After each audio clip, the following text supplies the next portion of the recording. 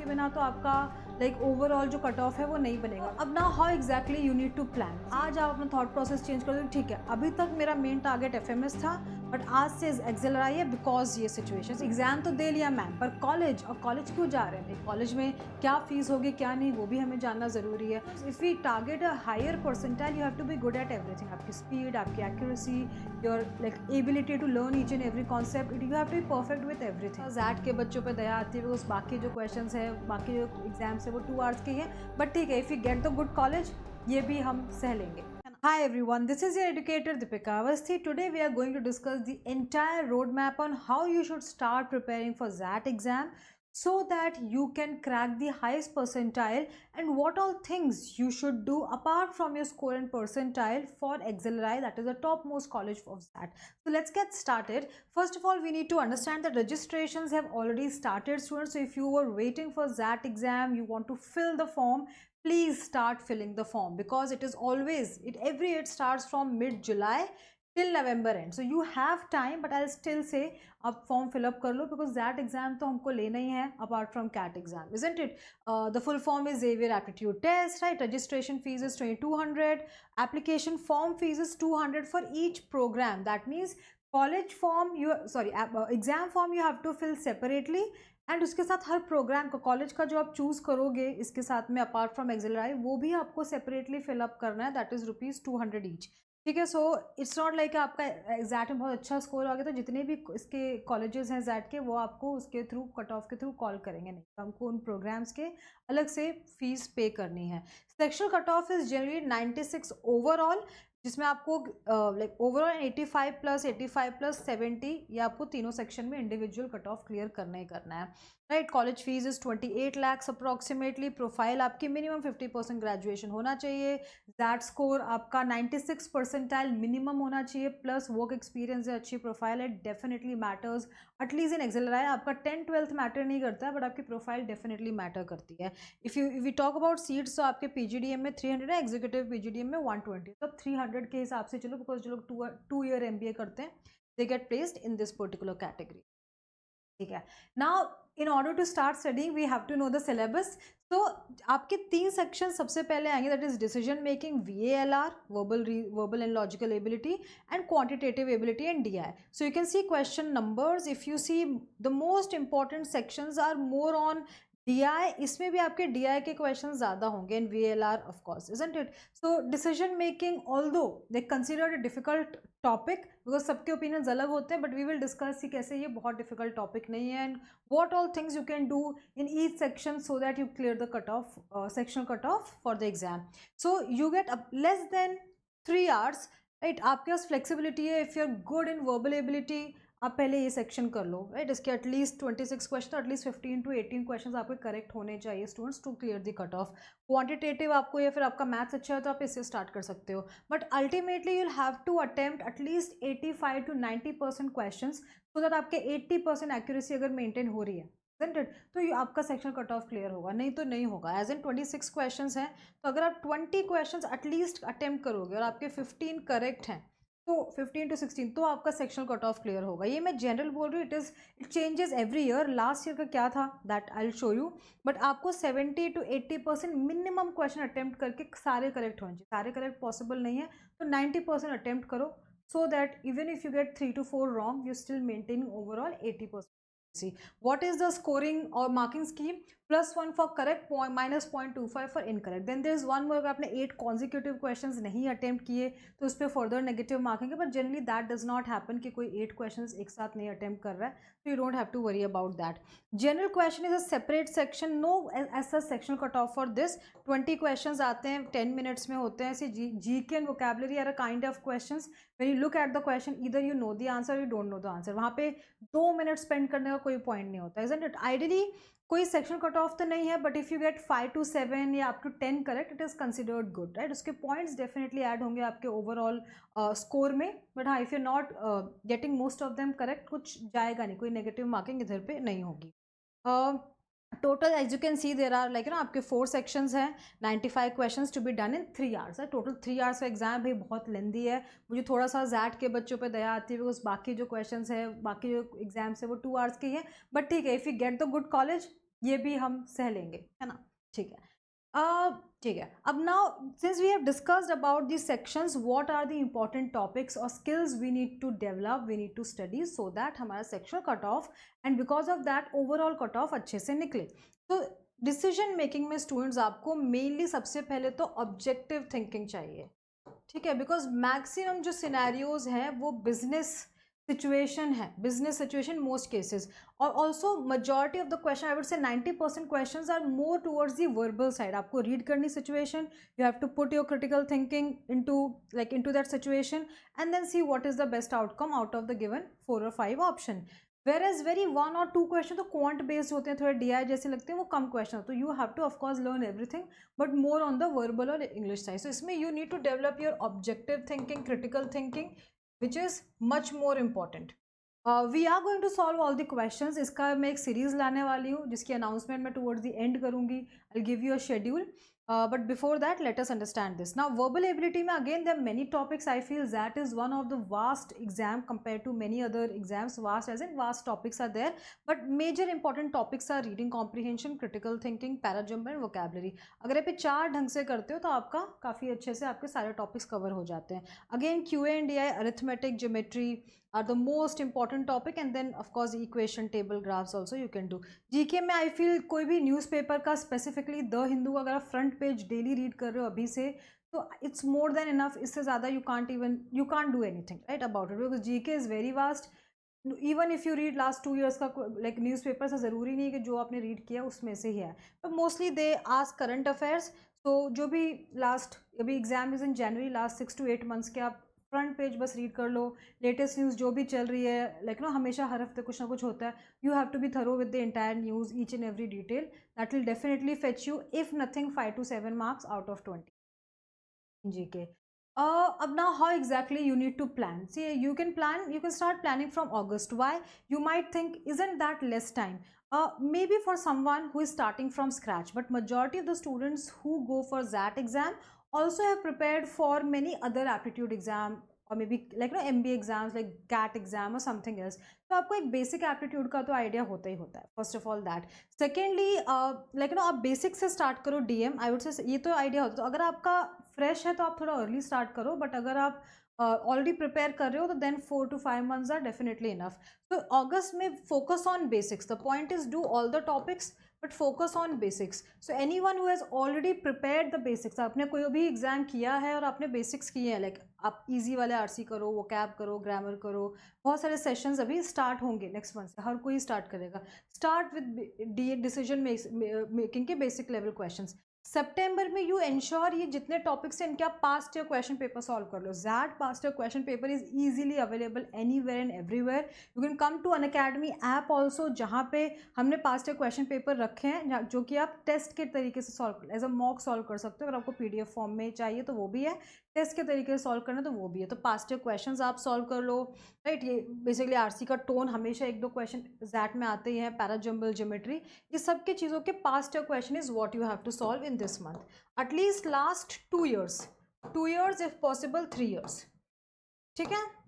That after that in October start आप sectional test लगाने शुरू करो, हर टॉपिक के, हर सेक्शन के, आई मीन VLR के, क्वांट एंड DI के, कि देखो कितना आपका स्कोर आ रहा है पर section. Are you able to attempt 90% questions every single time?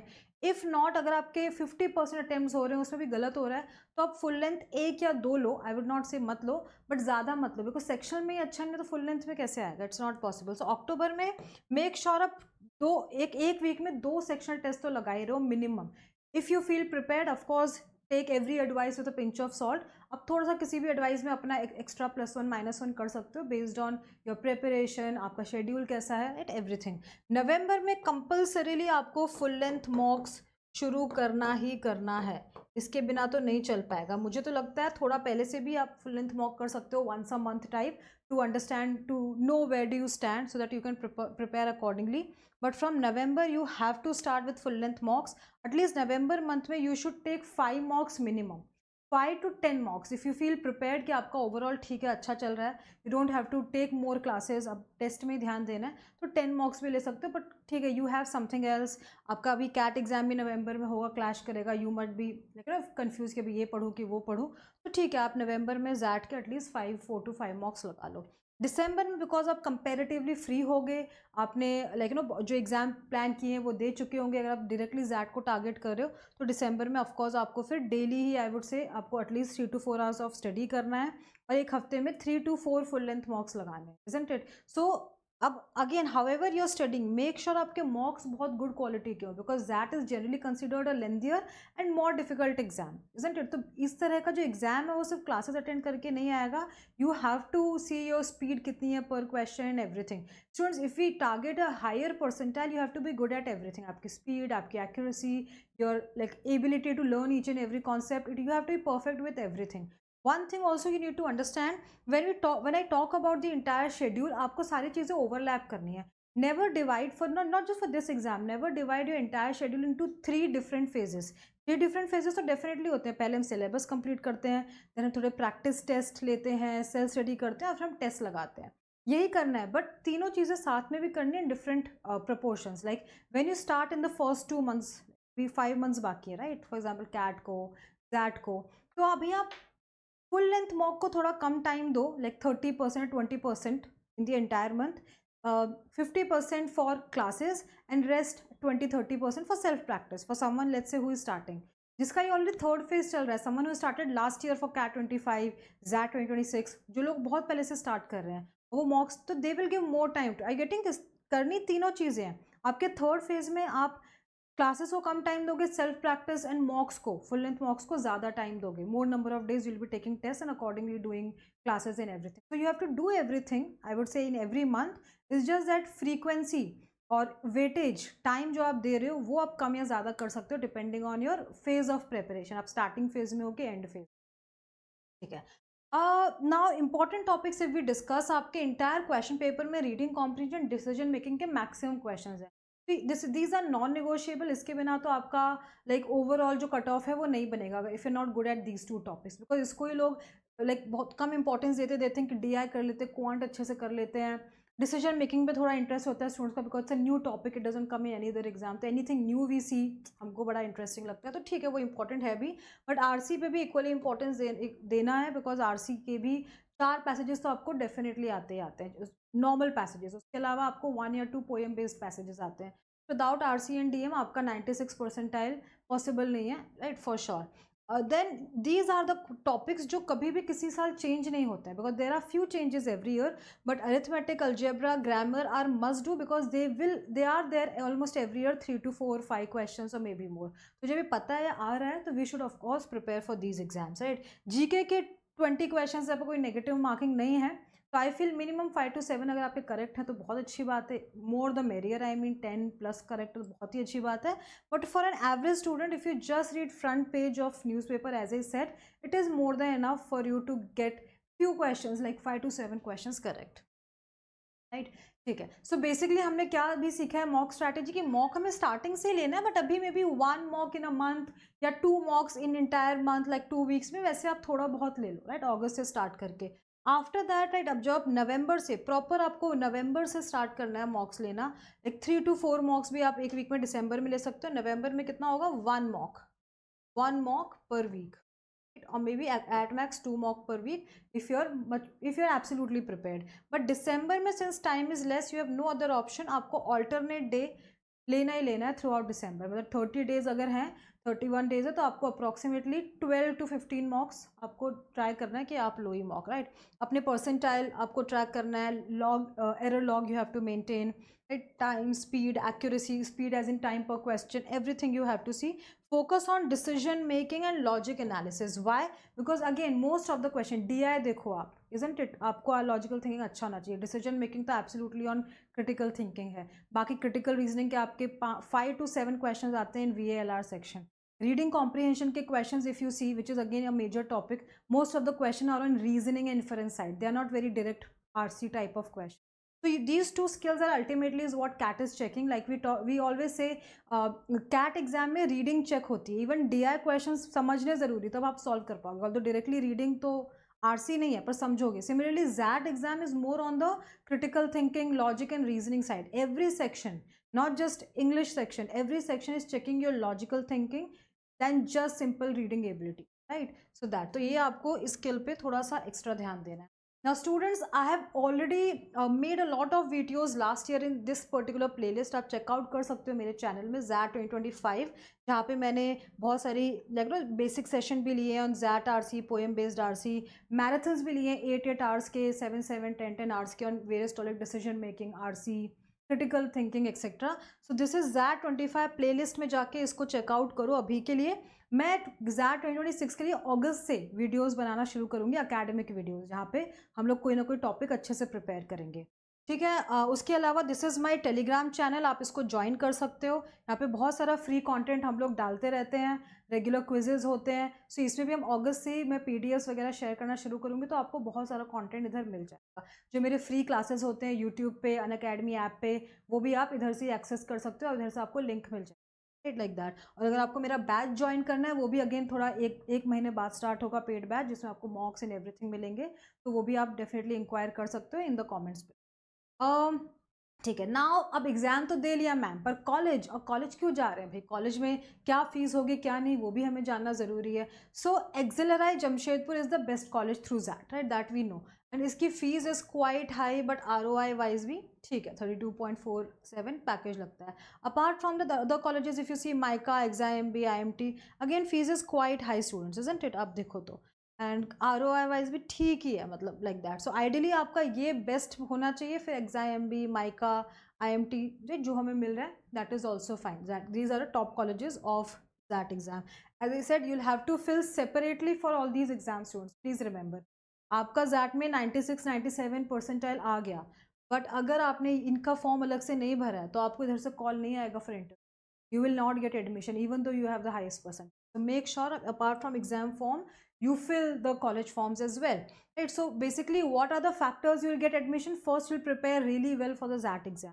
You'll try to get the highest percentile, that is above 96 percentile at least होना चाहिए। तो ZAT का स्कोर आपका अच्छा होना चाहिए, like overall 96 percentile and individual 85 to 90 percentile minimum, right, in each section.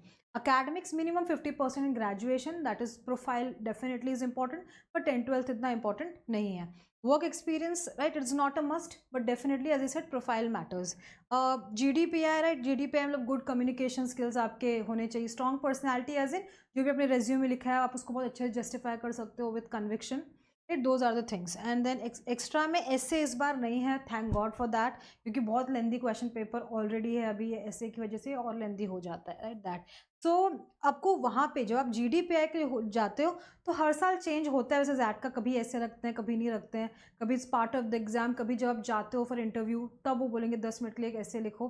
तो depends, let us सी इस साल क्या है, बिकॉज वो एडमिशन प्रोसेस का जो लेटेस्ट चेंजेस है वो अभी गिवन नहीं बताया गया, ओनली एग्जाम का सिलेबस क्या लेटेस्ट रजिस्ट्रेशन क्या है कि स्टार्ट हो गए, only that has been revealed. So based on that I have made this entire content. And या just like any other exam, diversity के भी पॉइंट्स मिलते हैं, रिजर्वेशन कुछ है, राइट, तो नॉन इंजीनियर हो तो उसके भी कुछ एक्स्ट्रा पॉइंट्स होते हैं। If we talk about last year students, अगर आप देखो तो अगेन आपको QADA 15, VLR में 14, जो मैं आपको एग्जैक्टली बोला था, आपको आपके 70 to 80% क्वेश्चन करेक्ट होने चाहिए। Now, if you attempt only 80% questions, you will not get them correct. You will make some mistakes. So ensure you're attempting 90% question. मतलब 26 questions अगर हैं आपके, तो आपके एटलीस्ट 20-21 attempts मिनिमम हो, 20-21 attempts होंगे, तो उसमें से अगर आपके 14-15 करेक्ट हैं, तो you are clearing the cut off for this particular section, like that, ठीक है। तो that's what you have to keep in mind. As I said, 95 plus होना चाहिए, for which 50% accuracy is also fine. But if we see, there were a lot of students who had 95-96 percentile, but still they did not get the admission. उनको call ज़रूर आया interview पर, admission नहीं मिला। तो मैं बोलूँगी आप 96 के ऊपर ही प्ले करोगे तो इंश्योर कर सकते हो, लाइक 97 या कुछ भी उससे ज़्यादा, तभी ज़्यादा गारंटी है। Nothing below 96 can fetch you admission XLRI Jamshedpur. Other colleges, yes. Right. If we see the overall package of last few years, of course up to 1 CR भी गया है, but that is one in again like once in a while story। आपको इस चीज़ की वजह से आज आप अपना थॉट प्रोसेस चेंज कर दो, ठीक है अभी तक मेरा मेन टारगेट एफएमएस था बट आज से एक्सेलराई है बिकॉज ये सिचुएशन सी इसके लिए सिर्फ एक्सेलराई में पहुंचना इंपॉर्टेंट इनफ नहीं है। योर प्रोफाइल बिफोर एंटरिंग एक्सेलराई, आपके पास कुछ वर्क एक्सपीरियंस होता है या बहुत लोगों ने अपना कुछ स्टार्टअप किया होता है, जनरली उन लोग की ऐसी पैकेज लगती है। But if we talk about majority of the people then this is in this range, right? Medium is 29 to 30, that is also good enough for freshers, quite good enough, isn't it? इसके बाद आपके of course like accordingly when you switch jobs after every 2 or 3 years you again grow accordingly। अब अच्छे companies भी आते हैं compare to many other MBA colleges जहाँ पे हम प्लेसमेंट्स की बात करते हैं कि डाउन हो रहा है and everything, XLRI still maintaining comparatively well. Overall तो हर जगह थोड़ा बहुत कम हुआ है लास्ट ईयर में, बट हाँ एक्सेलराई का overall situation is better than many other MBA colleges. ठीक है, लीडिंग कंपनीज जो रेगुलर आ रही हैं अभी, एक्सेंचर, बॉस्टन, PwC, राइट? जो भी न्यू रिक्रूटर्स हैं ये सारे ITC, इन्फोटेक, क्राफ्ट, लेटेस्ट जो मीशो जो अभी लास्ट 2 years में पता चला है that. Student this is my Telegram channel जो मैंने आपको इनिशियली दिखाया था। If you are not able to find it on Telegram you can just scan it and join it so that you can access all the files, quizzes, study material, everything. This is my Instagram channel। ये Instagram again official है जिसमें हम लोग exam related updates share करते हैं। तो आप इसको फॉर कैट लाइक जो 100% नाम है इसका, इसमें कैट, जैट, स्नैप, एनमैट जितने भी अभी एग्जाम्स आएंगे उसके रिलेटेड हर सारी अपडेट्स इधर पे शेयर होंगी। ठीक है, so thank you so much everyone for listening to me. I will see you later in next video.